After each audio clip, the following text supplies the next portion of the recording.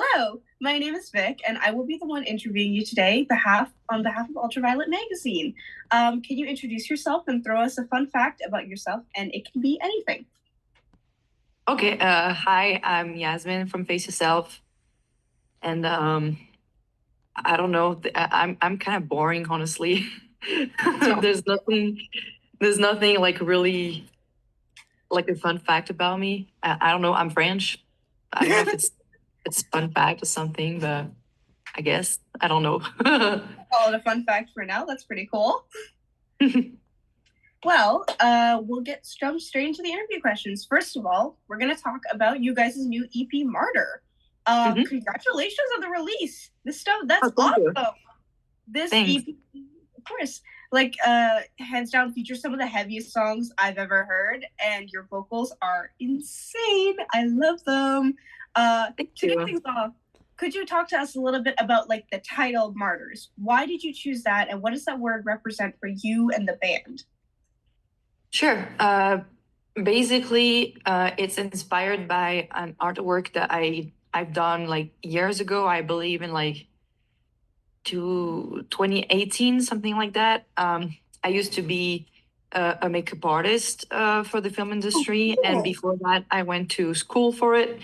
And at the makeup school, we used to have exams every month. It was photo shoots, and so I asked one of my friend to be the model for it. Um, so Florian is his name, and I wanted to have him being the model because he's a drag queen and a dancer, and I really like Cool. that because of that he knows how to express emotions through his body and facial expressions and everything. And so I thought he would be the perfect model for that. And basically, the whole theme is I try to personify um, mental health and like depression. And so it was a very dark, like very creepy kind of makeup with like slime dripping off the face to make it look like your brain is rotting because of how mental health impacts you first from um, basically your brain, and then it will translate on your body. So that comes from it. Basically, it's the whole meaning of this EP. It's based on things that I've experienced myself with mental health, and um, it's behind this concept that's actually um, quite old from some old artwork I made a while ago. So That's wow. I'm blown away. I really wasn't expecting that at all. I want to revisit the liquid dripping down your face later when we talk about visuals and stuff like that. But that's so interesting. First of all, exam a month, crazy. Um, and that's so cool that you were a makeup artist. That's insane. thank That's you. welcome. That's such a nice, like, deep explanation, and I love that. Like you used your friend who was a drag queen and a dancer because yeah, you're right. They can express it so well. I love that. That's so interesting. Thank you. Of course. What musical influences helped shape the sound of the record? Like, were there any specific artists or albums that inspired Martyr during its creation? Well, it's funny because I hear a lot of things that people think were inspired from, which is absolutely not the case, honestly. But I would say a lot of this EP instrumentally was written by Tom and Dave. Okay, nice. And Tom has a background of being more of a techie guitarist. And he loves this band, Tony Danza Tap Dance, something is the name of the band, but they're like very, like kind Okay, of mathcore. They do a lot of tapping and techniques like that. And okay. I know that for sure. Tom took a lot of inspiration from that. And Dave literally has a degree in music composition. So he put some of his ideas into it as well. It was a lot of pairing between Tom writing like first drafts of song, and then Dave like joining him to add something a little bit different. And Saboteur was actually written by Eric. And then Dave also helped him restructure the song. But I know for sure that Eric has more of a hardcore influence in general. So he often tries to bring this kind of style to our songs. And Tom is more of a techie guitarist, trying to do really modern stuff. And Dave can do just anything. So whenever he hears something, he just has like the knowledge on how to make this sound better or the addition that will make it complete. That's amazing. You guys have like three really, really good influences in your band. And you mentioned that one of your guitarists is a very technical guitarist. I could hear that a lot when I was listening to the EP. It sounded very, very technical, very sound technically, like very well put together. That's so cool. Thank you. You're welcome. You guys are honestly freaking awesome. Like as a band, you guys are so tight and amazing. Thank you. You're welcome.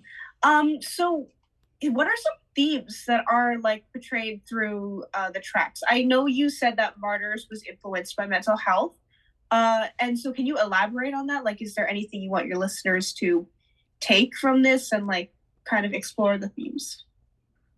Sure. There's definitely something that's not very linear in the EP because I think it describes really well how people can have their own battles with mental health. Sometimes you will feel strong enough to stand up for yourself or to be on the path of healing. And some other days you will just fall back to where you were and start over. So it's a lot like that, I would say, because the EP starts on Primal, and Primal, I believe, is the first song we wrote for that EP. I remember it was the first one where I started writing vocals for it, and it was really inspired by something that we experienced as a band, something a little bit unfair. And Dave just took inspiration from that. And at the same time, I was experiencing something pretty negative in a work environment back when I lived in France. And this song is like it's like about the shift that happens in someone when they just realize that they've been wronged for a long time, and they just like happen to realize it and decide no more. And obviously it's metal, so it becomes violent because it's, you know, the themes and the culture of deathcore. But this one is very much about standing up for yourself. And Predatory is more inspired by, well, it's basically, I like to say it's a ripoff of Lady Gaga because she's my favorite artist. And one of her songs, Monster, it's basically based on that song. It's about going to a dance with a stranger and then coming back home with him and just trusting the wrong person and having something happen to you. I've seen like many girls who it happened to in my life, like girls getting drugged at clubs without their consent. So this is what this song is about. It's really based on, very much inspired by this Lady Gaga song. I believe the next song on this EP was The Poet. And The Poet, I wrote it in French because it's about something that I've experienced in France. And I actually wrote the lyrics probably like 3 years ago because it was not supposed to be a song. It was just a text, like a poem. It's actually about cyberbullying, and it's written from the perspective of poetry. And it's like the bully is gonna basically write online poetry to like destroy the image of someone with the words. And that's like, you know, how in the song it quotes like in French, I will display you on the wall of shame. It's like, you know, the Facebook wall, and like leaking stuff about someone or like trying to tarnish their image. So it's a lot focused about about that because I think it's a very modern issue that a lot of people experiment with growing up with social media. Yeah. Yeah. Um, yeah, it sucks, but yeah, I think more and more people experience that, and I've experienced it firsthand when I was at school. And Saboteur is actually really funny because I don't think I've said that yet about that song, but the song, it was just meant to be like more of a hardcore song, just a little bit funny. And at the beginning of the song, you can hear a sample, and it's actually Nick Nocturnal when he No way. reacted. Yeah, it was when he reacted to us for the first time, and he basically said, "That's the thing. It was just deathcore." He was just like so unimpressed with us, and the song is kind of like a play on this in a way that we just sampled him from his live on Twitch, like saying how he was a little bit unimpressed, and we responded to this song in a way that I wrote it as if Nick was my inner saboteur and I criticized Oh, myself, and the song is about trying to stand up against that little voice in your head that tells you you suck. Obviously, he doesn't think that way anymore about us because we actually have a good relationship with him. And after we released new songs, he ended up really liking our music. But I think it's because everyone kept telling him about the female Will Ramos thing, and he was like, "She doesn't sound like him at all. Like I'm so unimpressed and everything because of how people were saying that about me." And yeah, it was just funny to quote that.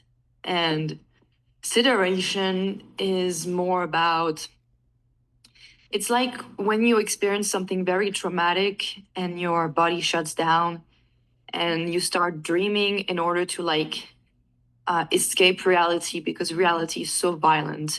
And consideration is kind of like going through this dream and being half awake and wanting to be awake to um, confront the reality and be strong enough to wake up and see how you can stand up for yourself. So yeah, that's the EP basically. wow. I'm in shock right now just hearing how much thought has gone into that EP. And oh my god, I'm so sorry about my camera.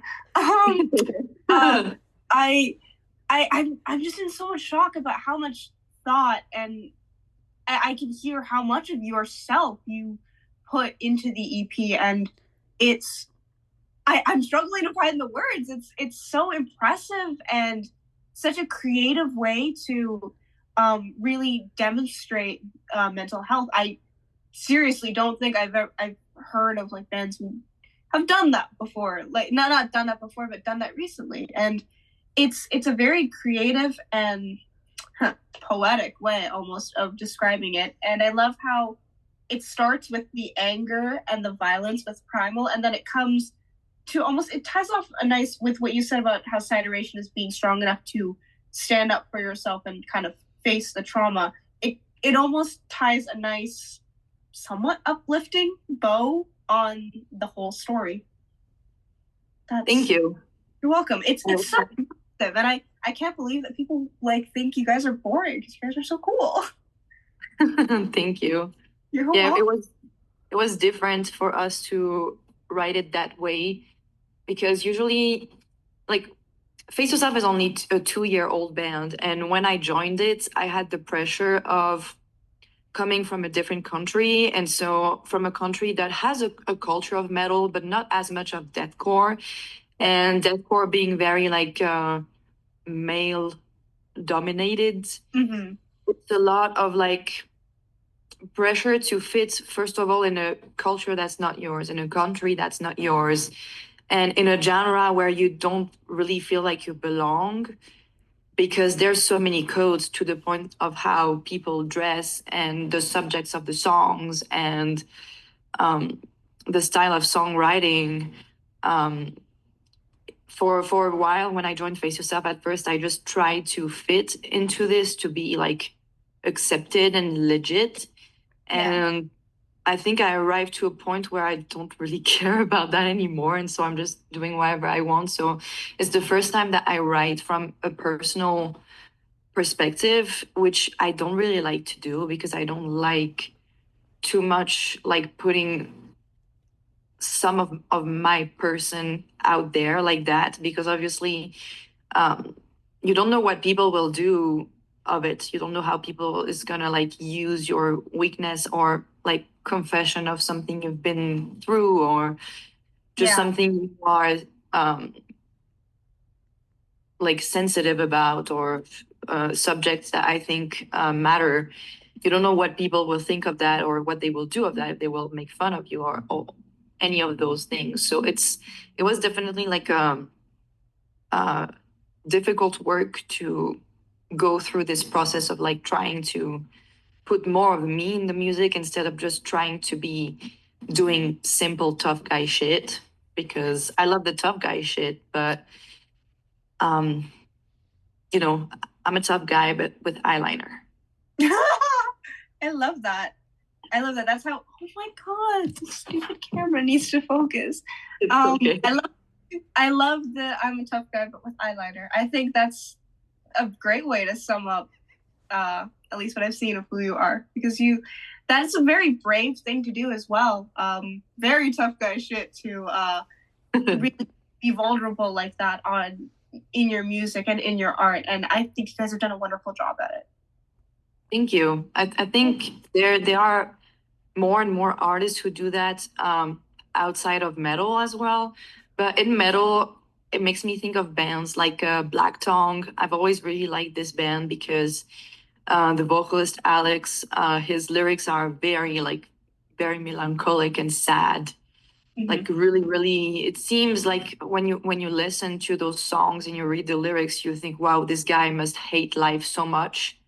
And I don't know, it just makes me feel something. And I wanted to put something out there that's not just music, but also that could make people feel something, which honestly, I think most people don't even care about that, because most people listen to the music without even reading the lyrics. But it was more of a personal satisfaction and trying to do something that has more meaning for me after being more comfortable in um, a genre that's new to me.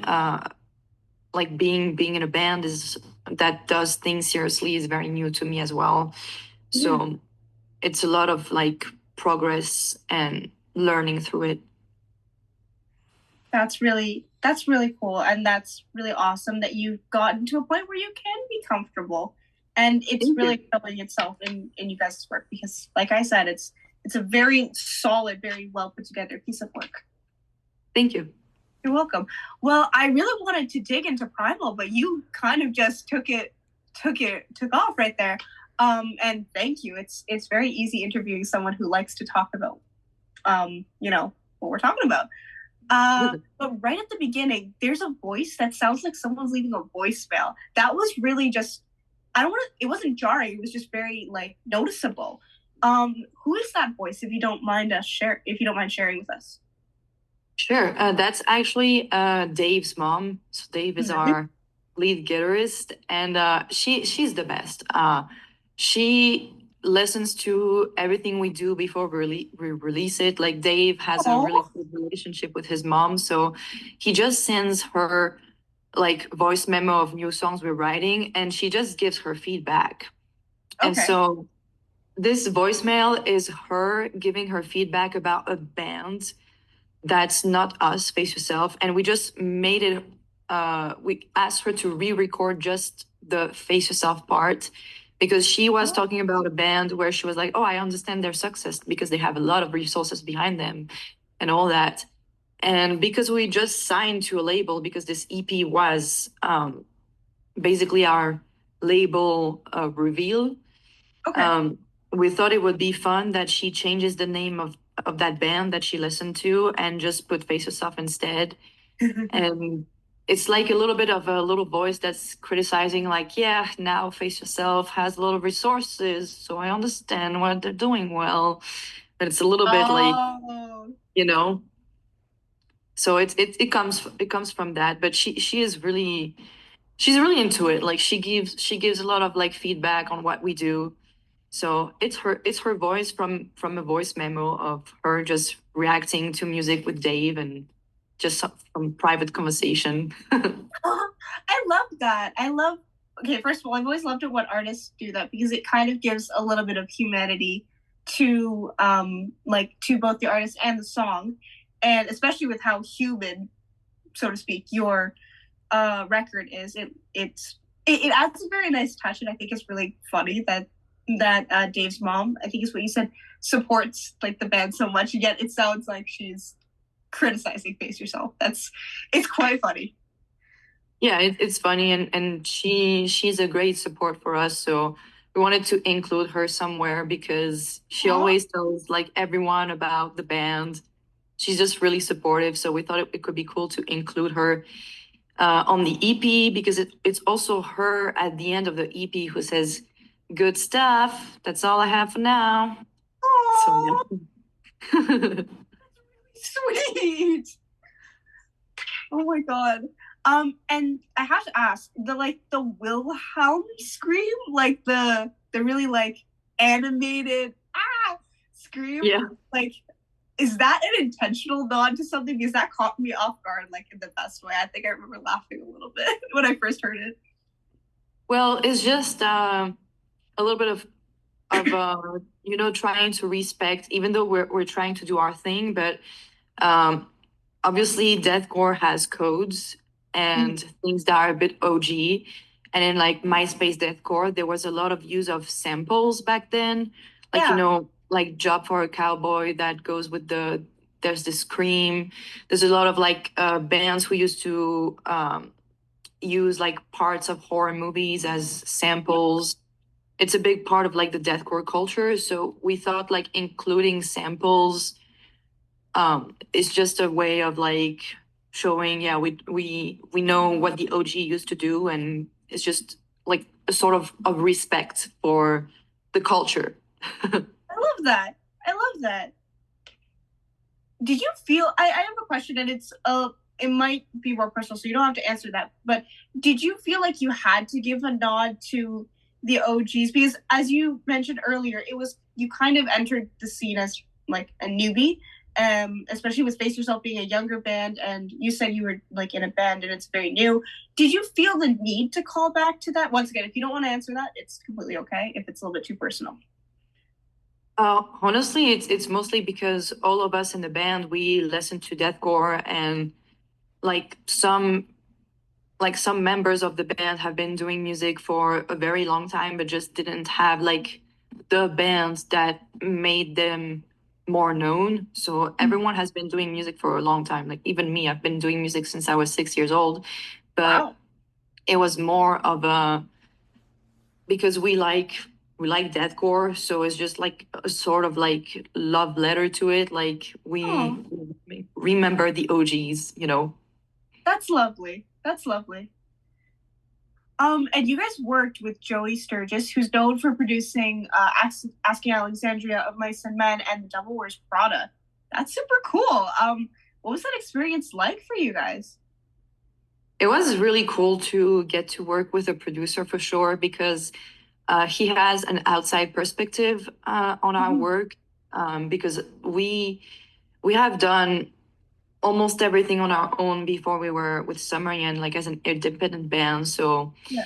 um, having someone who is not emotionally attached to our work like we are, he will definitely have a perspective of like having good advice and just trying to help us do better and question ourselves. And I felt that a lot when doing my vocals because when we tracked together, Joey would always tell me, I think I can do better. And then he would make me try like a few more times until we got the perfect take.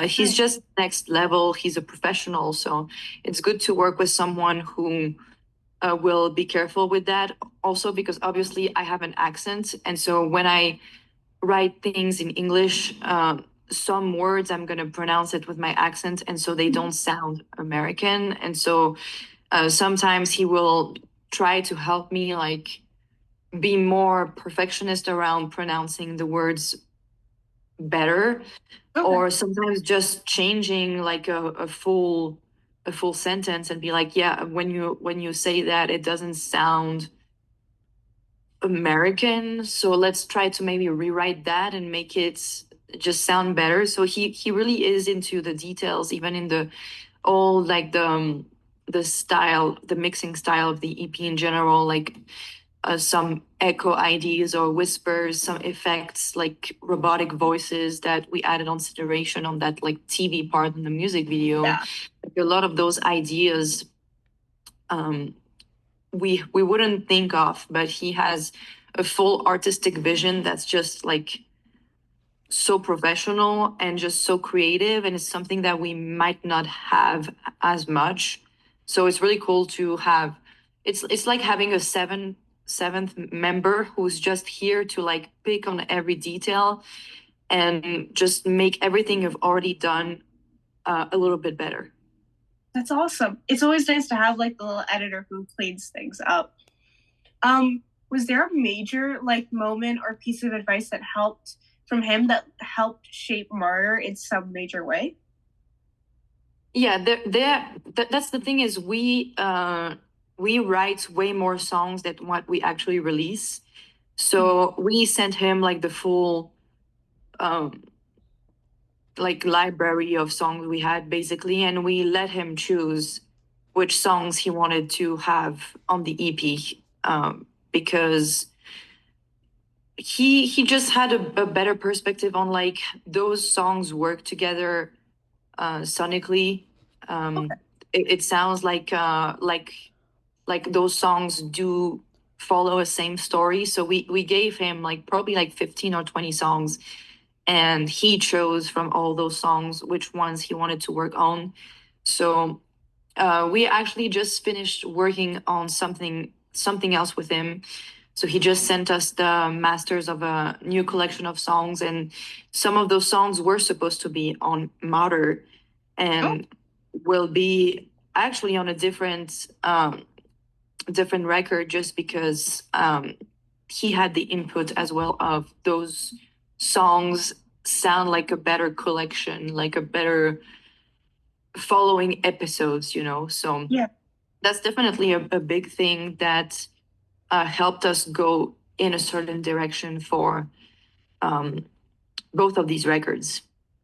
That's so awesome. I'm so excited to hear what's going to come with you guys. That's awesome. Do you have a personal favorite from Martyrs? Or Martyr, sorry. Yeah, I would say probably Predatory. I really like Predatory because it's a little bit different than from what we do usually, because there's a very like modern sound, something a little bit crazy that sounds it almost sounds like a whole different collection of instruments. The beats are different. Um, so it's just a really fun song. I think it really helped me to push my vocals to do things that are a little more complicated on that song as well. Because the first time I heard the song, it was actually also a song that Tom wrote. And when he sent it, I was like, this song is like crazy. Like, how am I gonna write vocals on that? Because the instrumental was so complex and so original that it took me a little time before I could come up with patterns. But I think it really helped me like challenge myself into um, try a different type of songwriting, and like those very fast parts. I've done fast parts before, but doing something that's just so out of place was definitely I think a good thing to try as a vocalist, just trying new things in general. Yeah. I've noticed a theme here with Martyrs. You seem to be very open and very like trying new things. And that's so awesome. I love it when bands do that. Thank you. Yeah, it's definitely something that we try to work on, because we like to say that our first like few songs or our first three EPs are kind of like demos, because besides Tales of Death, which I think is a perfect collection of songs because there's a general theme and everything, but the first EPs it was really like the first few songs we made in a short amount of time, just to try to put us out there as a band, and just like to like try different kinds of music and see what would be our sound. So I do think we're starting to get more of identity on this one. It's also a lot like it's a difficult thing, because when you do deathcore, I feel like there is like trends Mhm. in deathcore right now, especially with vocals, which a lot of people are mad about, and I understand. I don't necessarily agree on all of it. I agree, but I don't. Yeah. Um, I think it's really hard when a lot of people do similar things to try to sound different or just stand out. And even though I always say that Face Yourself doesn't have like the um, how can I say that in English? Like we don't have like the will of trying to be so different, and like Hmm. look at us, we're so different and everything. I don't think you need to reinvent the wheel if the wheel is working, but um, it's just trying to do something that's a bit more unique so people remember you. And it's just the game of doing band stuff. If you want to make a living from the music, you have to try to do something that will make you a little bit different from the others. And when it comes to tours, and there's multiple bands touring at the same time, which are the bands that people are going to want to go see. So how, like, it's not like a competition, but more it's more a competition for making your living. If you When you do band stuff, it's a choice, obviously, so you have to own up to it, but it's a difficult life. Obviously, there's way more difficult experience than that, but you can't have like a very normal life when 6 months out of the year you have to be on tour or have to be in the Yeah. studio. It's hard to keep a full-time job. It's hard Mhm. to pay your bills if you're not financially stable already, and especially when you're a beginner band. So it's a lot about what is gonna help us make a living from this at some point, because of all the sacrifice you put into being a band, but also what are you gonna enjoy doing? Because if you write a song and this song is gonna work really well and you're gonna perform it for the next 10 years of your life, you're gonna make sure that you don't get tired of it. And Yeah. you don't, yeah. Like Doja Cat, who was so annoyed at doing was it Say So? I think she was so, Yeah. Something like that. yeah. So I understand that. So I think it's important to also write things that you enjoy in general, because if this kind of songs are gonna work and you're gonna perform them for the rest of your life, you better enjoy them. Yeah. Yeah. Oh my God. I really enjoyed this interview so far because you have such an insightful, refreshing view of not only your scene, but just how you treat your music, how you treat yourself within your music and your art. It's so fun. I love hearing about this. Thank you. You're welcome. Um, so we're gonna shift a little bit with Martyr. And we're gonna talk about the visuals and the artwork. I'm a photographer, so I love visuals, and I'm really excited to talk about this because the all of the artwork surrounding it is incredibly striking. How do your visual elements connect with your music and your themes of depression? I know you mentioned. I want to talk about this now. You mentioned with the artwork that inspired the name Martyr with the dripping like liquid. I saw that when you mentioned that, I was like, oh my god, Cideration music video. Mhm. So yeah, tell us a little bit about how all those visual elements kind of connect and intertwine. Yeah, for the EP artwork, I basically sent that makeup picture I talked about to the guy, and because Florian, the picture, was doing something with his hands, Mm-hmm. I think the artist like really took inspiration from that. I also wanted it to be purple because I think it's like a mix of two strong colors, blue and red, and so it shows also the variety of emotions through a color that's a mix of two other colors. So Yeah. that was the idea behind the artwork. And for the music videos, it's a lot of pairing between Eric and I, because Eric is a music video. Um, he has a music video company. He's a videographer. Oh, So he wow. does music videos for a lot of bands, including us. So all our videos are made by Eric and his team. So he also has a background in the film industry because he used to be an actor, and I used to be a special effect makeup artist for 3 years in the film industry. I worked with Netflix and Amazon Prime and stuff like that. And so I think we're both in this mood of we hated our time in this industry because the film industry sucks. It really Oh, does. But there's a perspective we have as people who worked on visual arts that we put into our songs as well. So when we write songs, sometimes we come up with a storyline, an idea, colors. It comes like that a lot. And so Predatory was originally not going to be Predatory. We had another demo that was called Sharks. And it inspired me to write a song about sharks, but it's actually just about a person being a predator. But I like writing in metaphors. So I thought having visuals that reminded of this.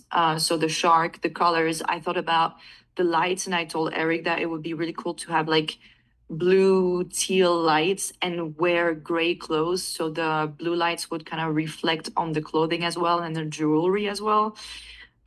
For Primal, it was a lot the idea from Eric. He had like the whole idea of the scene with the person with the phone playing the message, and the performance from his friend who Brianna, who did the fire and everything. So a lot of this was his idea, and then I talked with her directly about the choice of makeup and outfits for that.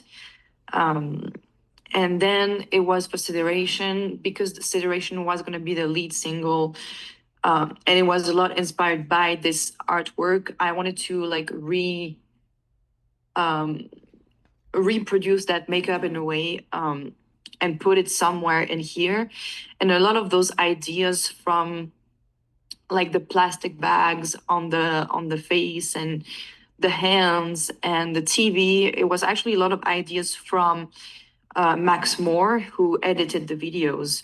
okay. So he also, that's the cool thing, is that Eric kept having like the main focus on the videos because he directed them with his team, but then sent it to Max to have a different input as well on the video. So I think it's something that we've done a lot on this EP, is we mainly work with ourselves, and then we give everything we do to another professional for them to have a second like opinion or have ideas that we haven't thought of that they would think would be cool to add. And that makes it like more creative, because the people, the more the ideas, you know. Mm-hmm.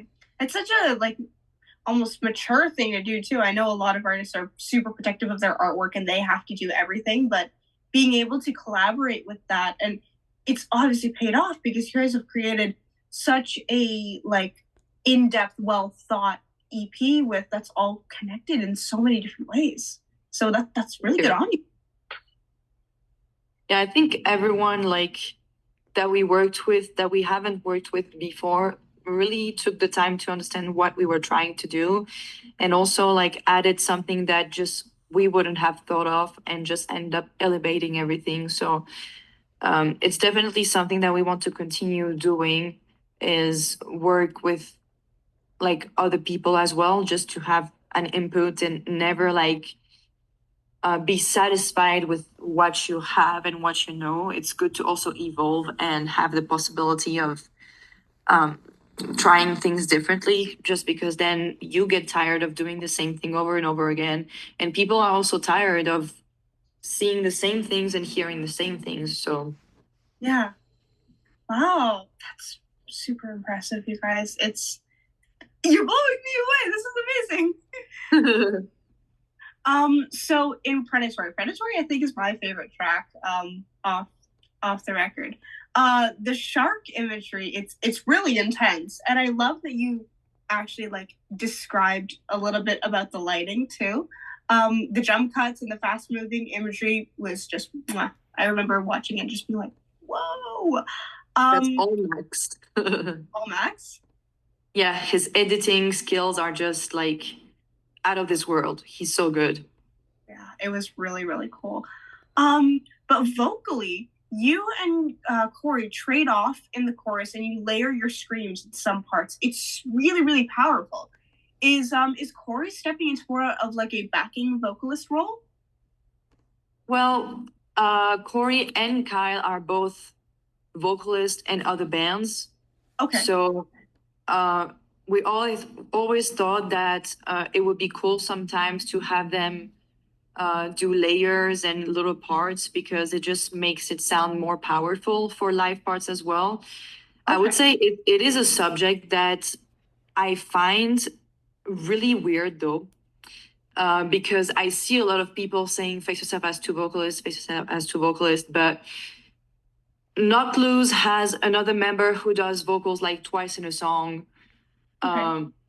Like To the Grave has a bass player, I believe, who also does vocals sometimes. Extermination Dismemberment has a guitarist who does vocals sometimes as well. Like there's just so many examples of bands who they have another member that's going to do like two screams in a song just like we do, and no one is, they have two vocalists. And sometimes I wonder, is it because I'm a girl so people think I'm not enough?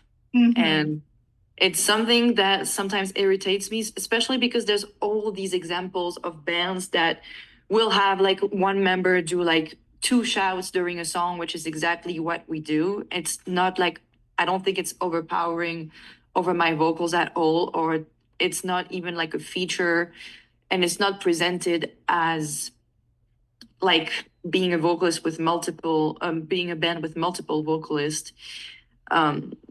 I think there's like a double standard with that, because other bands do it and it's no one says there's two vocalists. Even in Lorna Shore, I saw on their new EP that another member does some layered backing vocals as well. No one talks about it because they're dudes.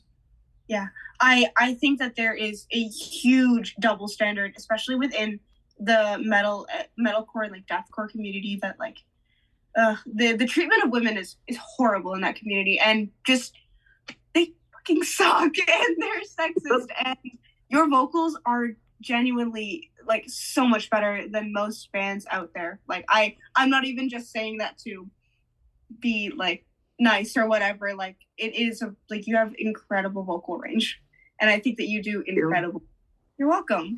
I try my best to keep up with everyone, because that's the thing, is deathcore is such like a vocal centered genre as of now. So it is definitely hard when you have all those guys who have like very deep vocals, or they have their one style that they do and people know it's them, or in the opposite, so many people who try to be a copy of this one and this one and this one.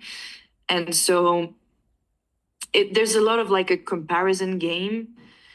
And it can be hard sometimes, but it's also part of the game, you know. Yeah. Now there's a lot to talk about with Predatory, and the last thing I want to ask about is your scream rapping. And since we're talking about vocals and how cool your vocals are, that I like scream rapping.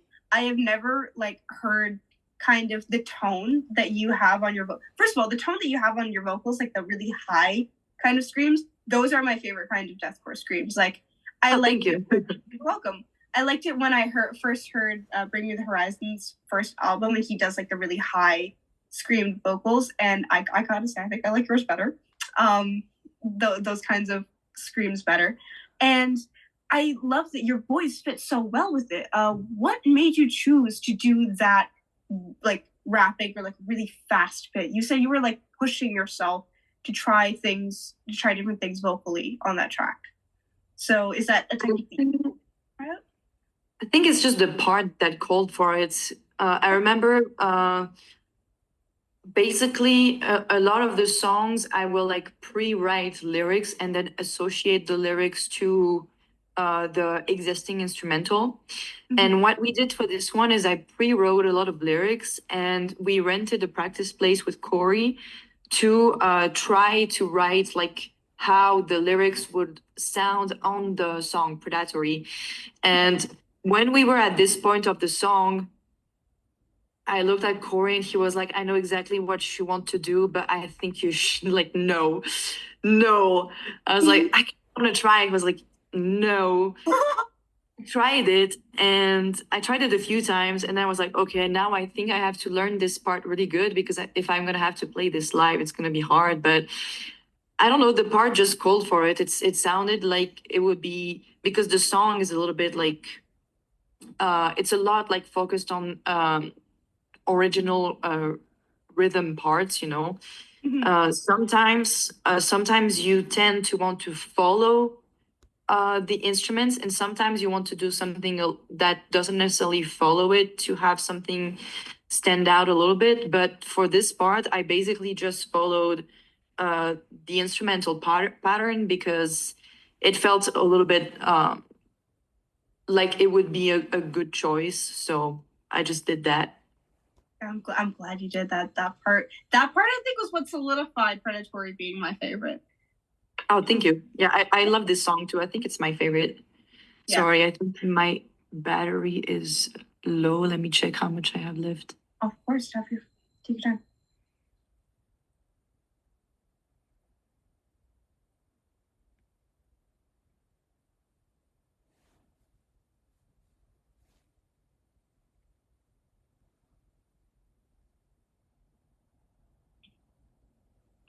Can you hear me? Yeah, I can. Okay. Yes, sorry. I was trying to see how much percent I have, but I can't see on this phone for some reason. I just see that it's low. Oh, it's no. Weird. That's okay. That's all right. It should be fine for another 15, I think, hopefully. All right. But if you don't hear from me, you will know that it's because of that. And I'm not ignoring you or something. No, I completely understand. So we're gonna shift just a little bit and we're gonna talk about the fact that you guys are signed to a label now. So congratulations on getting signed with Sumerian. That's a big milestone for you guys. You're welcome. You're now under the same label as artists like Bad Omens, Ultraviolet, Poppy, Pal Royale, and more. How exciting is it to be under the same label as these bands? Well, it's funny because when we started Face Yourself, we thought we would continue being independent for longer. And we were kind of on that idea of staying independent for as long as we could. But we talked to a few labels, but when Sumerian just came in the conversation, they just happened to be very convincing and it's a really nice team. And we saw the help that it could bring to work with them because just the plan in general they gave us and the ideas, here's how we can accompany you and help you through your career and everything. We saw like how can I say that? Sorry, sometimes I think in French it's hard for me to translate it in American, but if you want to say something in French, I understand French. I've been speaking for 13 years, so si vous voulez dire quelque chose en français, je peux comprendre. Incroyable, fantastique. Yeah, I was thinking how when Eric talked to Ash and then we ended up talking to like the whole team that we were gonna work with, they just happened to like show that they were really interested in helping us. Like it's something that we see a lot when we work with them. They really want to help. They're not just like they're just not just like, oh, this band is doing good, we're gonna make money from it or something. Like they actively try to help us and give us offers or contacts. That's actually how we ended up talking with Joey Sturgis because they happened to have a contact with him. So they're really just genuinely trying to help us. So seeing so much like kindness from them and just them trying to help us, because they the first time we talked with them, it was really about like how Ash asked us like, are you guys are in to do this like for a living? Are you ready to like, do you want to be doing this as your whole, like, are you giving up on everything to be doing that? And I was like, well, dude, I just moved to the other side of the planet to be doing this. So do hope so you think that. And I think everyone like understood the message and everything. Like they did definitely saw like a seriousness coming from us, and we saw that they really meant to help. So definitely, definitely helpful. I love that, because I feel that record labels are either, from what I've heard, are either hit or miss, and sometimes they're painted in like really bad lights. And I'm glad that you guys have had such a good experience with Sumerian and that they're actually helping. Oh yeah, they definitely are. They are really great to work with. We're gonna shift gears again, and we're gonna talk about tour, because 2025 is gonna be a busy year for you guys. Yes, that's right. You're hitting the Summer Rampage tour with Victims, Crystal Lake, and Not Enough Space. How do you feel about being part of that lineup? Well, I'm really excited to be touring for the first time, because my band has toured without me before, but I haven't. So I'm definitely excited about that. I'm also excited that there's a lot of people that I actually know on this tour, like Meredith, the whole like Victims crew. Raquel, who is going to do photography for them, is also a really good friend. I'm really excited to meet the Not Enough Space girls, because I've been talking to Liv a lot on social media. We've been becoming Instagram friends. So I'm just excited in general to get to experience that, because it's going to be something new. And obviously it's the goal, you know, to just spread your music around the world and travel through it. So it's really exciting to be doing that. Yeah, that's awesome. And speaking of touring, you guys are going on tour with Signs of the Swarm. I actually found out about that, and I was so sad that you guys wouldn't have been there for the Toronto date. Oh yeah, that's the issue we have right now is basically, long story short, I'm an immigrant and I've been waiting for my papers for a year and I don't have them yet, so I can't cross the border. So I have to stay in the US until I have my green card. So that's why I'm not doing those dates. If by then I have the green card, maybe I'll be able to do it. But it's just not safe to do it. Yeah. Obviously, I'm all legal and everything. I precise in case someone wants to call ICE on me. Please do not. I have everything we like in order. We want her there. Yeah, but yeah, I've just been waiting for over a year now, so it's a lengthy process. I promise that whenever this is fixed, we will go to Europe. We will go to Canada. Hopefully we'll get to go to Latin America as well. It's just a matter of time. It's out of our control. That has already been an issue for the previous tour, which is why we couldn't do it before. So yeah, hopefully we can do this soon. But the rest of the dates we should be able to do is just anything that's out of the US. I cannot. We wrote on the flyer that we were as a band not doing it because we didn't want to promise to people, because if by then I don't have the papers, which I could, but I can't guarantee it. So yeah, exactly. Just want to make sure to not give any false hope to anyone, myself first. Yeah. Well, it will one day. Trust. And so going on both of these tours, both with Signs of the Swarm and on the Summer Rampage tour, that's insane. Congratulations to you guys. And is there a particular venue in either tour that you're looking forward to performing at?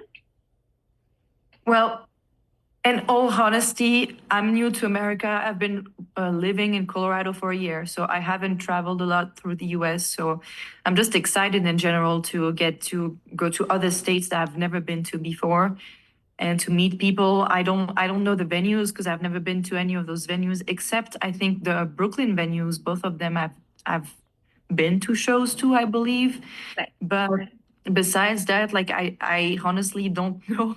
I've never been to most of those states, or so I'm just looking forward to travel in general and meet people, and maybe who knows, with after visiting all of those, I'll have a favorite state or a favorite venue. I don't know, but as of now, I'm just completely clueless. That's awesome. Sometimes going in and like experiencing it for the first time is really, really awesome. Is really, really fun. Emily is just letting me know that she'll be there at the Brooklyn date. Oh hell yeah! Which date? Which date? I don't know, Emily. Which date? Are you going to Brooklyn? July 4th, apparently. Oh yeah, that's is when Brooklyn. Emily's gonna be there. Yeah. I am looking forward to it, and also the fact that they're promoting it as the Red, White, and Bruise with like the two tours in one. Damn. I'm be there. I will say I am gonna come out bruised. Well, I hope no one gets hurt in the pit, but I have to say that's the one thing about. I feel like the East Coast, like New York, people in the pit go crazy. Oh, yeah, I think that the first time I saw that, do you know this venue in Jersey? It's like it's a little bar, boulevard something. Is it one of the dates that you guys are gonna be playing on the tour, or is it like a separate? No, it's just there's this little bar that I've had friends who played shows there, but it's like very small bar and they play shows sometimes. And I've been there like twice and people were moshing like crazy in this tiny room. And it traumatized me. That was my first experience at the French in America. My first show I've been to, I was like, are all Americans like that in the pit? And they were like, no, that's just New York. Yeah, Oh my God. I've heard so many things about New York and like New Jersey scene, and that's what kind of makes me upset that like well, girl, you gotta move. I live in Toronto. Well, I live in Canada, close to Toronto, and I've always wanted to go to a show in New York just because of how crazy the show I've heard they've been. Yeah, like funny story, like me and my boyfriend Rob, our first ever date, I think we were seeing Buried Tomorrow. I got a black eye, and it was so unintentional. Oh my God. So there was a circle pit right in front of us, and I was like kind of on the edge, but my boyfriend was standing in front of me. I got elbowed in the eye, but how the hell did he not get hurt, but I got decked in the head? That's what I want to know. But yeah, no, the New York scene, that's crazy. Especially with like the two tours in one at the Brooklyn date, it's gonna be chaotic. Yeah, I believe some of those bands are hardcore bands too, so it's gonna go hard. Orthodox is gonna be there. A Mugshot's gonna be there. It's gonna be oh boy, it'll be a little crazy, but I'm looking forward to it because I believe one of the bands that's opening is a band with one of our friends, Tommy from Jinx. He has another band, and I think he is playing that show with his other band. So I'm looking forward to it as well because he is really good. Not only he's a really good vocalist, but he's also a really good drummer. And I actually found out about him being a good drummer because he was touring, like filling in for this other band, and he was just so good. I was like, "You're a drummer? How dare you never telling me about that?" But that's awesome. Yeah, man, I should be in the US right now, going like, or whenever your shows are, seeing that. Man. So since that tour is coming up, how are you like preparing yourself for it? And is there one thing you think you won't be able to like live without while you're on tour? Well, definitely a lot of advice I get is from my husband because he's been touring for 10 years now. Okay. And I've never toured ever. So I ask him a lot of questions about how, like, what should I bring with me? Like, how do I sleep? How do I keep my voice healthy and all that? But in general, I have a pretty good, like, healthy lifestyle. I work out like 4 to 5 times a week. That hasn't changed. I eat healthy. I'm on a meal plan, which I know I'm not going to be able to follow on tour, obviously, but that's okay. That's okay. Besides that, I have asthma since I was a kid, so I don't miss my medication. I have a nebulizer that I'm going to be taking with me for for vocal health. Dan also advised me to take those throat coat tea and you know Yes. those candies you take when you have like sore throat. Like Oh he also yeah, told me to buy those. like halls or something like that, right? Yeah, they're like yellow, but like honey candies, something like that. So, Yeah. but yeah, I'm gonna try to sleep as much as I can because obviously, sleep is the thing that impacts my vocals the most. I would say in general. So that's gonna be my main focus is sleeping and trying to eat as healthy as I can, even though I'm aware it's gonna be hard. But we'll see. It's gonna be really new for me, so I'm just trying to right now, like two weeks before leaving, because we're 2 weeks before leaving right now. Um, Oh, I'm just trying to not change anything as well. That's the thing that I've learned working with Joey as well. He told me before we recorded Martyr, because it was the first time that we were working together. He was like, "How's your vocal training? How much do you train? How's your lifestyle and everything?" And he told me, "Well, if you haven't done vocals for a while, don't start practicing every day before we're going back. Or if you were smoking, don't stop smoking. Thank God I don't smoke." If and he was like, "It's not the time to start like changing your diet or cut alcohol or stuff like that. Don't do any like dramatic changes because that's the thing that can impact the voice a lot." So that's wow. something that I always try to remember is listening to what Joey told me that one time because um, it was very helpful because when we recorded Martyr, because I just moved with my husband to this new apartment, we can't do vocals here. Oh, So I didn't practice vocals as much as I wanted before this EP. So he helped me like prepare for the recording. So I'm trying to take it the same for tour. Obviously, I'm gonna be rehearsing probably a few times a week, yeah. starting this week because I'm gonna get the session, the rehearsal session soon, and I'm just gonna go to this practice place near the apartment and try to rehearse mostly to remember like the set list and everything. Yeah. Um, and yeah, just staying healthy in general. Yeah. That's awesome. Good for you. Once again, I hope that one day I will be able to see Face Yourself. It will happen. Oh yeah, it will happen. We just need to wait. Yeah. I'll drive to New York if I need to one day. I will. Oh hell um yeah, that would be great. There's so many homies in New York and Jersey. yeah. So once again we're gonna shift just a little bit over towards the band origin. I've heard that Face Yourself was formed in Eric's basement. Is this true? Yep, absolutely. That is Nice. very true. Nice. It's basically Eric used to play drums in a band like years and years ago before he was a videographer. And after working with so many bands, like he did the Hellfire music video for Lorna Shore. He worked, Whoa. yeah, he did all like a lot of the latest music videos for Chelsea Grin. He worked with Signs. After working with so many of those huge bands, he just like missed doing music himself.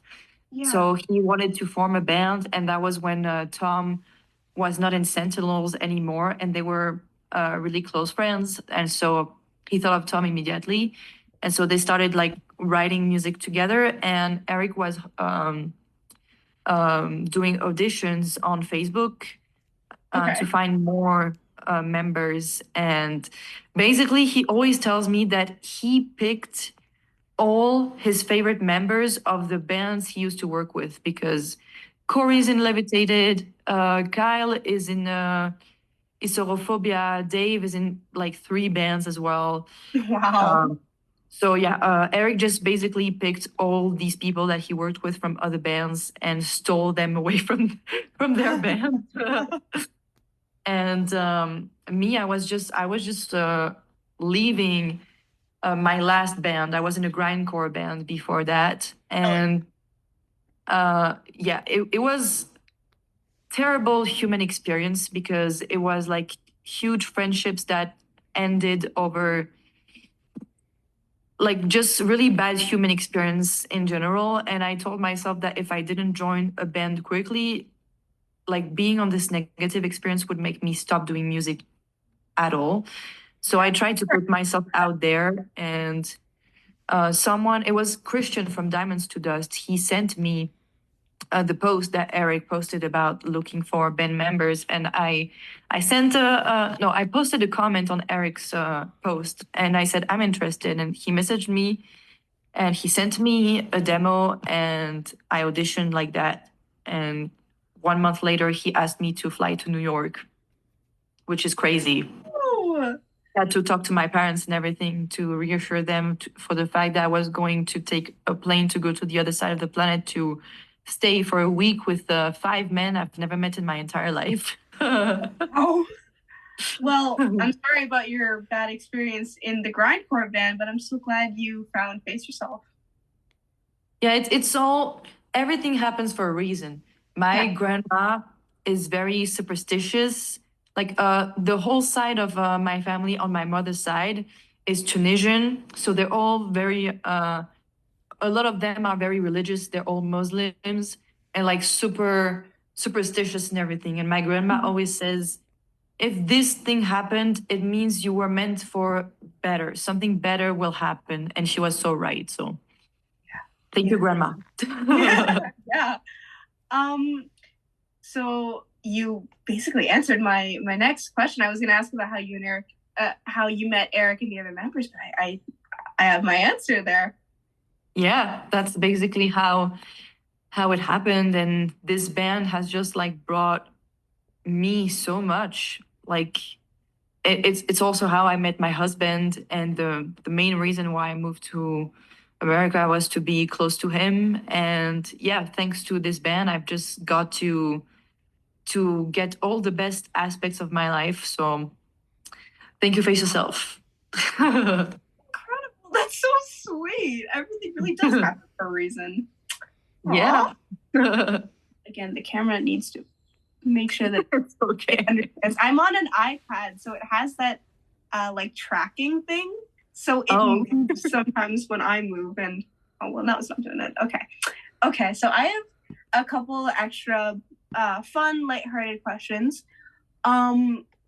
And my next one is actually going to be in French. And like I said, I've been speaking French for 13. Yeah, wait, I'm 17. So I started speaking when I was 4. Yeah, 13 years. Donc j'ai une question pour vous en français. Et vous êtes français. Et il y a beaucoup de groupes métal français qui deviennent populaires dans la scène comme la Marx, Novelist, etc. Est-ce qu'il y a un groupe français que vous voulez faire une collaboration avec, si Face Yourself va faire une collaboration, ou que vous voulez chanter ou crier sur, je pense? C'est marrant comme question parce qu'en vrai, je connais pas beaucoup de groupes français. Ouais, parce que en fait, si j'en connais, mais il n'y a pas beaucoup de groupes de deathcore français. C'est plus du metalcore, ou c'est un peu le death metal européen en général. Genre, enfin, c'est pas français, mais beaucoup de death metal européen comme les groupes de Amon Amarth ou Arch Enemy, ils sont suédois, il me semble. Beaucoup de groupes comme ça, mais en vrai, je dirais mon groupe français préféré, c'est Gojira, parce que c'est les meilleurs. Mais dans les trucs un peu plus core, il y a As They Burn qui sont vraiment pas mal. Ils ont un nouveau chanteur, et d'ailleurs c'est un de mes très bons amis, donc je suis très contente qu'il ait enfin rejoint un groupe à sa hauteur. Mais ouais, j'aimerais bien bosser avec As They Burn. Ils m'ont demandé récemment si je pouvais faire un featuring pour eux quand j'aurai l'occasion de rentrer en France. Mis à part ça, j'aime bien Landmarks. J'écoute pas trop de metalcore parce que quand il s'agit de métal, j'aime beaucoup les trucs très extrêmes. J'aime bien la musique mélodique avec du chant clair et tout, mais dans ce cas, pour moi, j'écoute de la pop, en fait. J'écoute pas du métal. dans ces cas-là. Mais moi, j'aime bien As They Burn comme groupe français. Il y a Xenotheory. Xenotheory, c'est un très très bon groupe parisien de deathcore, slamming deathcore. Ils sont super. Et eux, franchement, ils méritent trop de signer à un label. J'attends le moment où ça va arriver pour eux parce qu'ils sont incroyables. Ah ouais, c'est vraiment intéressant que vous avez dit qu'il n'y a pas beaucoup de deathcore dans français, mais oh my god, pardon. Face Yourself, c'est une bonne introduction, je pense. Et je pense que je vais écouter. Vous avez dit Xenomorph? Xenotheory. Xenotheory, ok, je vais les écouter parce que j'aime beaucoup quand il s'agit au métal, je pense que j'aime beaucoup les groupes qui sont pas de l'Amérique du Nord, comme j'aime beaucoup le métal japonais et maintenant le métal français, donc Xenotheory, c'est merci. Oui, ils sont vraiment top. Mais c'est vraiment plus slamming deathcore. Après, c'est vrai que pour le deathcore, il y a une super scène aux États-Unis et en Australie aussi. Les groupes australiens de deathcore, c'est probablement les meilleurs en vrai. Hein. Pardon? C'est probablement les meilleurs, les Australiens, quand il s'agit de deathcore. Oui, les Australiens quand il s'agit de musique, like heavy music, ils sont sur un autre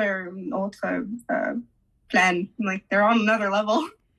Oh, absolutely. Like To the Grave is so good. I think it's one of my favorite like newer bands. Thigh Art obviously is like a classic. There's just so many like good bands from Australia, but that's also one of the reasons why I ended up like trying to find a band out of France because I knew that I would struggle to find a deathcore band in France because a lot of the times when I was trying to find a band that's more extreme, a lot of the times I was told like we don't want a girl in our band or you should do corset metal, you know, like symphonic girls singing stuff. Which there's nothing wrong with that. It's just not the kind of music I listen to, you know. I want to play music that I would enjoy and not music just because it's the kind of music you associate with gender, you know. Which is stupid. We're in 2025. Can we stop caring so much about gender? Yes, please. Like when I said you, I was more in reference to the fact that like everyone like when they said that they didn't want a girl in the band, like yeah, but that was years ago. I was 17 back then, so it was like a really long time. But even after that, like I was in a grindcore band for a few months, but the other band I was in before was more like melodic death metal, which is it's nice, but I don't even listen to melodic death metal. You know, I was trying to do something a little more like with more core influences, deathcore, even slam. I would have enjoyed doing slam, but yeah, I like my metal heavy personally. There's nothing wrong with any kind of other metal, but I'm not gonna play something that I don't enjoy playing, you know? It just makes sense. Yeah, that's completely valid. Wait, can I just interrupt real quick? The way you two were both just talking to each other in French, I was literally, y'all lost me. Sorry. Like, I was just so mind blown and think I did not know you could speak French like that. Like, I've been speaking it since I was 4. I started learning at 4 and now I'm 17, so 13 years of French immersion school and basically having almost all of my subjects in French can help. That's just mind-blowing to me. And I mean, you speak really good French. Oh, merci. I was really hoping that my French didn't come across as like I know there's the big discourse between Montreal French and Parisian French, and I really just j'espérais qu'il n'écoutait pas comme n'entendu pas comme dégoûtant. Ah non, pas du tout. No, it's a thing. It's a thing I've seen a lot. A lot of French people make fun of the accent, like from Quebec and everything. Mhm. But honestly, I've always thought it was so cute, and also it's so funny how sometimes we don't understand each other because you know the guys from Brutality Podcast, they're from Quebec as well, and we were talking. Before I got on the interview, I was talking with one of the two guys in French. And it's so funny how some of his expressions I will understand, but I will not use those expressions. Or recently, we were talking about Despised Icon because they posted in their story was like one, I think it was the anniversary of one of Despised Icon album. And I told them, ah, ça c'est les darons du deathcore. And they told me I had to Google daron because I didn't get this French slang from France. It's true because we speak the same language, but the slang is very different. Mm-hmm. I was fortunate enough to have some teachers who studied in France, so they taught us some slang, and they spoke with a different accent that sounded very like it didn't sound like Montreal French. It sounded like Parisian French. So I'm glad. I'm glad it paid off. Any people from France who is not from Paris will tell you Paris is the worst representation for French people. It's like you go to New York and you think this is America. Oh, like, yeah. You know how New York people are also like they have to get to work in the subway, and they're very quick, and there's a lot of tourists, so they're not like super friendly. Paris is the same. It's like the worst representation for France ever. And they have very the way they speak sometimes is like so mundane, like if they're superior or something, the way they end the words. Ah ouais, t'as fait ça. I hate it. So it's so like it's a bit like Valley Girl kind of accent, like a little bit yeah. You know, it's a bit judgy. There's a judgment within the way they talk. I remember when I visited, and like, no offense to anyone who is from Paris, but I remember when I visited Paris when I was 10 years old. You could feel a little bit of judgment from them. Yep. They be judging. They be judging. Yeah, they be judging. That was so much fun. I haven't spoken French in a second because my last French course was last semester, so I haven't had the opportunity to speak French since then. So that was really fun, and I'm glad my 13 years of French paid off in this. Oh yeah, no, you speak great. You speak great. Don't worry about it. I wish I could speak like that in another language. I used to speak good German, and I lost all of it because I stopped practicing. Oh. So, having multiple languages is so useful in your life in general. Yeah. Well, I hope to practice my French more. We just got to talk more so we can practice French. Oh yeah, we can do that. Yeah. Do you have a favorite French snack versus a favorite American snack that you like? Ooh. That would be hard because, I grew up with a mom who is a chef. Oh, and so that's fun. My mom cooks like very fancy stuff. Okay. So I would say I really like the fancy French food, which I miss a lot. Like I miss like foie gras and super fancy food like that. But in America, that would be such a cliche, but I love barbecue wings. It's so good. No, that's completely valid. I agree. It's so good. I just can't help it. Yeah, no, they're really, really good. When I was younger, I used to hate wings with any kind of sauce in them. I would literally just eat them plain. But now I have grown and I have since like learned to appreciate it. And I think you're right, barbecue wings are the best. Oh, they're so good. There's this place near my apartment. They do wings and they have different kind of like a barbecue sauce. And every time I tell them like, give me the three. That's amazing. I love that for you. It's the most American thing I do. Like every time I go out with friends and I have wings, they're like, damn, this girl's American now. Oh, well, you gotta have like that one cliche thing. Yeah. Yeah, my mom is an immigrant from Indonesia, and like they always have that one like kind of quintessential American, or in my case Canadian thing that they do.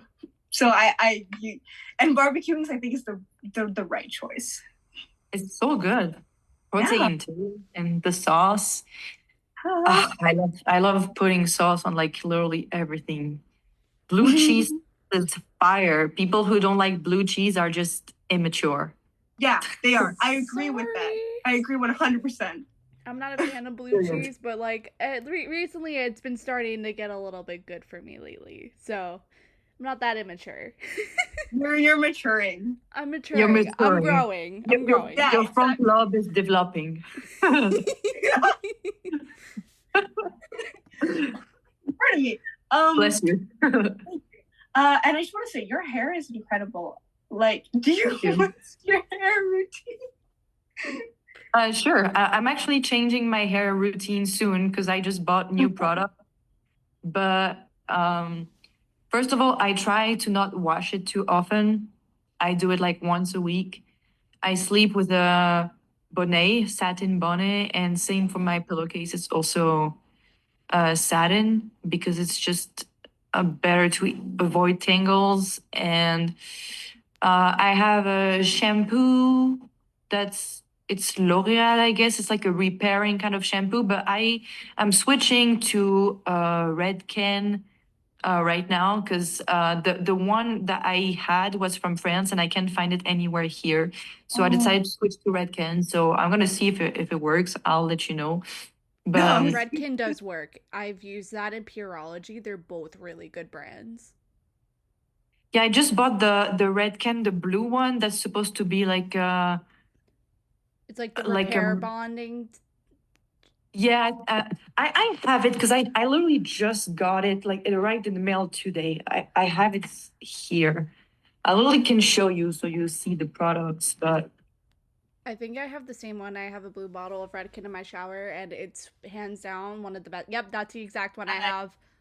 Nice. Yeah, I saw on TikTok people saying it's good, so I decided to try it. But yeah, I got this one, and I also got this Amica mask because the girl who did my hair for my wedding, she used those products on me and my hair was amazing. So I was like, I'm gonna try that, but it's a hair mask. So usually I do shampoo and hair mask, and because I'm poor, I don't get conditioner. I don't know why. I feel like conditioner is like a American thing, but like usually I just wash my hair with shampoo and then I put a hair mask and I rinse it. Yeah, that's what I do. I feel like sometimes like before drying my hair, I put like a heat protectant thing. Oh, nice. Yeah. And I use like for the ends, I like to put hair oil. Okay.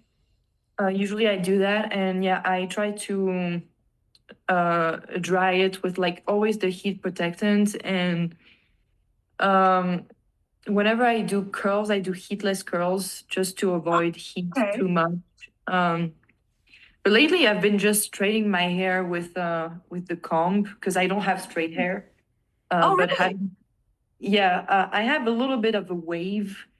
That comes from my mom because my mom is North African. She's Tunisian, so she doesn't have curly hair. She has like frizz, like really, really like very curly hair. So yeah. But yeah, I think that's why my hair is just so strong in general. I think it's the genetics from like all those women in my family, all the Mediterranean women. They just have like all very thick hair. So thank you for the Arab genes. I'm happy to have. You know, I'm so jealous. Like, I love the length. I'm surprised for not extensions. I can't believe that it's grown that long. Yeah. Yeah, I'm gonna cut just the ends in a bit. I think I just need to find. That's the main issue I have living in America is how here anything that's more luxury, like getting your hair done, is so expensive. But I do want to just cut my bangs again, my curtain bangs, and just my ends a little bit for a refresh, because I do actually get a cut like probably 2 or 3 times a year, and people always are like, "Oh, your hair is so long, you must never cut it." I actually do. But it's barely visible because I'm so strict with that. I have hair trauma. I think anyone who has hair and who a lot of time who is a girl, not all girls, but and sometimes not even girls, but I feel like we all went through a moment when you ask your like a hair person to cut this and they cut that. So Yeah. Oh yeah, it happens to me all the time. I remember once I asked for like less than an inch taken off, like maybe half an inch, and they cut my hair to shoulder length, and I'm like, why? It was the worst ever. I would be crying. I would be crying. Like that's my worst nightmare. That's why every time like I go to this girl in Denver, she did my hair for my wedding as well. And for the music videos, actually, for Predatory music video, she did my hair. Oh, nice. Riso is her name from Rave Babe Salon. And I always tell her, like, I take my hair and I'll be like, you can cut this. I love that. And she does it. She respects it perfectly. Like she's the only one now that I let touch my hair. For me, I'm sure a lot of people can relate to that, but anything that's hair or piercing or tattoo, it for me it falls in the same category as doctors. I don't like people touching me. And so even when it comes to my hair, like people are close to your face and everything, like you need the trust with that. So Yeah. I'm picky with the person who's gonna touch my hair because, oh girl, I'm just a girl, you know. Exactly. Just doing girly things. Yeah, I found one. I know what you mean by like sticking with the like you need to have someone that you trust and stuff like that. Like I have found one hairstylist. Well, my mom found one hairstylist, and that's been the hairstylist that I go to. I literally don't trust anyone else to cut my hair. I get it. Honestly, I get it. Too much trauma from too much hair getting trimmed. Like I'm not doing that again. But I used to have like red and black hair for the longest time in my life, and I got it dyed recently to like a more normal color because that's a joke that I had with my friend Natalie. She's actually the wife of our guitarist Corey, and I told her, "Girl, I think my frontal lobe developed because I have like no like motivation in me to continue like doing the red shampoo to keep my hair red and my hair and my nails grow so fast. So when I get my hair my roots done in a week, I already have roots. Yeah. So I was like, girl, I'm so sick of it. Let's get to a normal hair color because I can't deal with the root touch up. Honestly, it's just like ruining your day when you have like a little bit of a root and you're like, oh god. Yeah, I'm just lazy. I don't touch up my roots. I'm just lazy. That's how I felt lately. That's why I was like, I'm just gonna change the color because it's so much work. Yeah, it is. It really like, is. It's just so hard. And especially when you have to wash your hair with cold water. Yeah. I've done that for years, and in summer that's cool. In winter, bruh. Oh. Especially when you have hair this long, like yeah, you can't just like tip your head over and use the shower handle. Oh yeah, I don't even have. That's the thing I've been telling everyone since I moved here, and no one understands me. Why in America no one has shower handle? There's no shower handle here. I have to like, if I don't want to wash my hair, I have to always like protect my hair or something. Yeah. Like, please, Americans who build apartments, please put shower handles too. Some of us don't want to wash their whole body. Like, we don't want to wash our hair every day. Oh my god.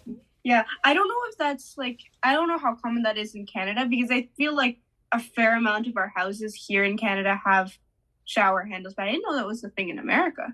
That it's just not common. Yeah, it Yeah, is I common a rarely little bit. see it for some reason. Huh. Yeah, it's annoying too, especially if you're trying to like not get your hair wet. And with me, like my hair is very frizzy and it's very annoying to take care of. So like having that not like ability to move the shower head or do any of that just stuck in one spot, it aggravates me so much. And it I just makes relate to that. I feel so bad for you guys. like it just makes me want to just shave my hair off and just wear a wig and just call it a day. That's literally where it's leading towards right now.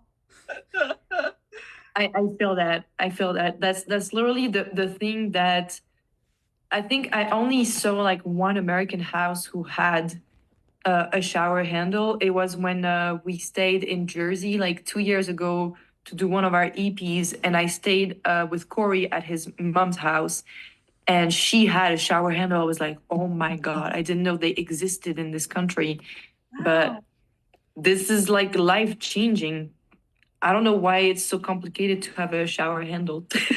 I don't know why either. I don't know why either. I don't think it would be that much Yeah. more difficult with the plumbing. So, Yeah.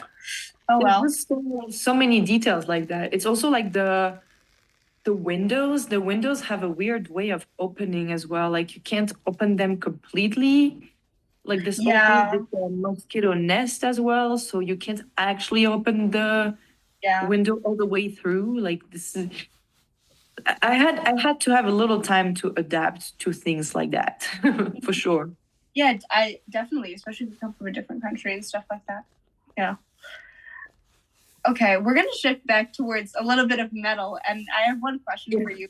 It's a little silly, but how many breakdowns is too many breakdowns? I don't know, honestly. That's a thing that I've been thinking about a lot in general, about music in general and deathcore. It's people are gonna be like, oh, we're tired of breakdowns, or we want original breakdowns, or we don't want this anymore, or that. In the end, none of this really matters. Like, do I have a personal opinion on things? Absolutely. But who am I to judge how people decide to write their music? Because art is an expression of freedom. And I think we shouldn't start becoming the art police, because then you're taking this very last remaining freedom that some people have from them. You can't do that. I mean, some people still do that, and obviously there are art critics and stuff like that, but I'm not in a. I wouldn't say I'm in a good spot to criticize how people do their things. So, um, do whatever you want, like whatever you want, That's and yeah, that's basically it. that's so wholesome. I like that you had a very wholesome, very mature again response to that question. It was meant to be silly, but I loved the response that you gave. No, but I get where you were going, and yeah, sometimes breakdowns can be a lot. Sometimes a lot of breakdowns sound the same. That's true. And yeah, I do have personal opinions in general, but I don't want to influence people into liking whatever they should like, because in the end, art is subjective. And in a world where there's already like a lot of things going on, not everyone has the same access to certain things. I think no matter what, art you can always create, no matter what you have, no matter if you are super advanced or if you're a beginner, no matter like the material you have, there's always a way to create. And no matter the reasons that motivate you to create, it should be a freedom that we shouldn't be taking away from anyone, I think. Wow, I really like that. I really do love your like perspective on art in general. But I'm just a girl, so you're just you're just a girl with long hair. Yeah. That song's gonna be stuck in my head with like the "I'm just a girl." That's exactly that. Like every time people tell me something, I always be like, I'm just a girl. Like, don't ask me too many questions. I love that for you. Let's use that. Oh my God. It's been so much fun speaking to you, Yasmine, but we're at the very last question of the interview. Oh, hell yeah. Yeah. Getting to talk to you girls. Sorry, my hair is like bothering me right now because I just washed it, so it's like super electric. And it's very soft and like place. Yeah, it doesn't hold its place. Yeah. Yeah. Do you have a message you would like to share with the fans and those who are upcoming musicians? Well, exactly what I said right before. Honestly, like don't let anyone tell you like how you should be doing things, or there are also like people in position of like power, quote unquote, or people who have more notoriety, yeah, I don't know, that will say things like, oh, this sucks, this sucks, this sucks. Nothing matters. It's just music. It's not that deep. So I think in the end, it's an art form.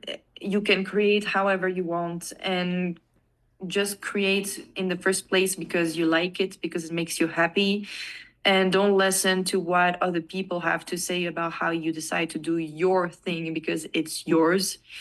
Obviously, when you start working with like people from the industry, not every like advice is an attack against your art. Sometimes it's just like trying to help you, just like us working with a producer.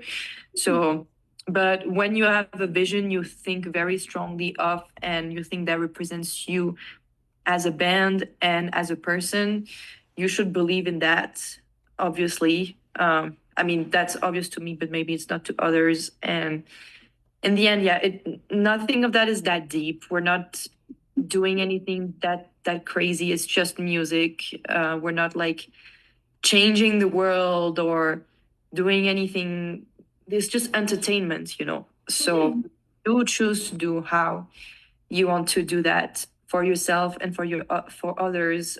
Obviously, it can bring something cool to people's life by just helping them forget about their problems for a bit when you go to shows and stuff like that. But in the end, it should be a positive experience. So let's all try collectively to, instead of criticizing, like that's one thing that I see a lot on social media. People be criticizing how people do their thing, but instead of spending too much time on criticizing others, focus on your art and writing better music. And it's all about, there's no competition. The competition is you. That's what RuPaul said, and I think it's true. Ending that with a RuPaul quote is actually perfect, since it's Pride Month as well. Exactly. Well, thank you for that, Yasmine, both on a scale for artists everywhere and for also me personally. Like, that was really lovely to hear and very motivational. Well, thanks for having me. Of course, we had a time. I had a great time. This is probably one of my favorite interviews I've ever done. I've only done 3, but this has been the best. This has been the best. And Yasmine, you are like genuinely the sweetest. Yeah. Like, even from listening, you're one of the best interviewers we've ever had on here, and definitely. I'm so happy you agreed, and considering how last minute. I was very excited when Emily came to me with the idea of doing an interview with Face Yourself. I was like, I want to do this so bad. Like, I want to be the one to do the interview, and I'm so glad we can make this work. You have such an incredible outlook on your art and your scene, and you have such an amazing mindset, and I really hope that Face Yourself continues to get the recognition you guys deserve, because you are all phenomenal artists, and thank you so much.